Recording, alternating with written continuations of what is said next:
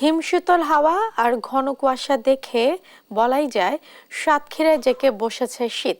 বিস্তারিত জানাতে যুক্ত হচ্ছেন আমাদের সহকর্মী তিনি রাশেদুজ্জামান বাবু। তিনি রয়েছেন পঞ্চগড়ে। বাবু, শীতের কি ধরনের প্রভাব পড়ছে মানুষের জীবনযাত্রায়?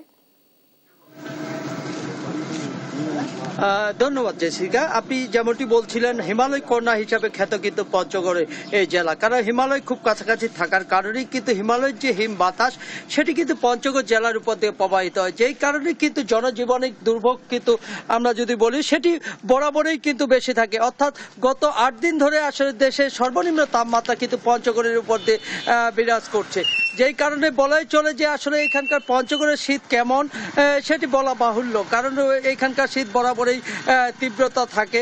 এখানকার মানুষের কষ্ট কিন্তু বরাবরই বেড়ে যায়, যেই কারণেই কিন্তু আসলে এখানে শীত এলেই বিশেষ করে অটো চালক, রিক্সা চালক, ভ্যান চালক এরা মানবতার জীবনযাপন শুরু হয়। আমরা কথা বলবো একজন ভ্যান চালকের সাথে। আপনার বর্তমান শীত পড়ার কারণে আয় ইনকাম কেমন? ইনকাম নাই, একদমই ইনকাম নাই। তো 100 টাকা কোনো গতিকে সারাদিন হয়। শীত বাড়লে কেমন হবে? শীত বাড়লে তো আরো বেশি কঠিন হবে, খুব অবস্থা খারাপ হবে। আমরা শুনলাম একজন ভ্যান চালকের কাছে, তার এখনই কিন্তু দৈনন্দিন যে আয় সেটি অনেকাংশে কমে গেছে। অর্থাৎ যতই শীতের তীব্রতা বাড়বে ততই আসলে খেটে খাওয়া মানুষদের, অর্থাৎ যারা বালু শ্রমিক, পাথর শ্রমিক এবং চা শ্রমিক, ভ্যান, অটো চালক, রিক্সা চালক, তাদের কিন্তু আসলে মানবতার জীবনযাপন শুরু হয়। তারা আসলে দৈনন্দিন আয় করতে না পারে অনেকেই কিন্তু আসলে খেয়ে না খেয়ে কিন্তু আসলে জীবিকা পার করে। অর্থাৎ যতই শীত বাড়বে ততই এখানকার মানুষের কষ্ট বাড়বে। এই ছিল পঞ্চগড় থেকে আমার কাছে সর্বশেষ সংবাদ। জেসিকা।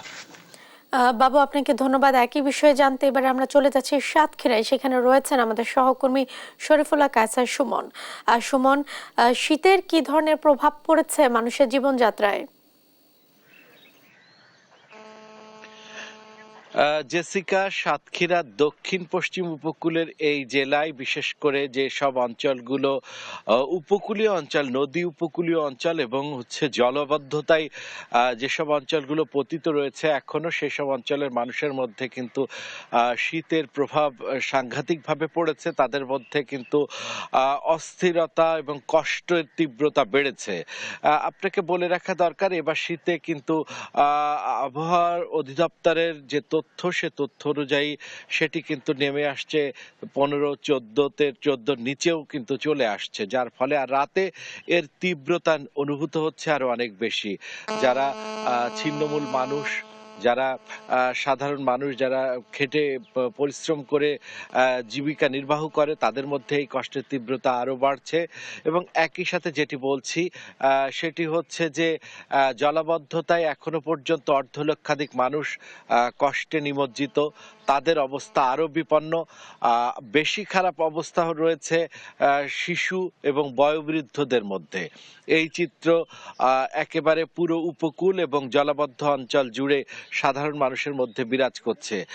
আর এই আবহাওয়া অধিদপ্তরের তথ্য মতে এই চিত্র আরো কিন্তু বাড়তে থাকবে এবং শীত নেমে আসবে, তখন পরিস্থিতি আরো খারাপের দিকে যেতে পারে বলে ধরে নেওয়া হচ্ছে। এই ছিল জেসিকা, সাতক্ষীরার যে শীতের অবস্থা তার সর্বশেষ। সুমন, আপনাকে ধন্যবাদ। দর্শক, শীতে মানুষের জীবনযাত্রার সম্পর্কে জানাচ্ছিলেন আমাদের সহকর্মীরা।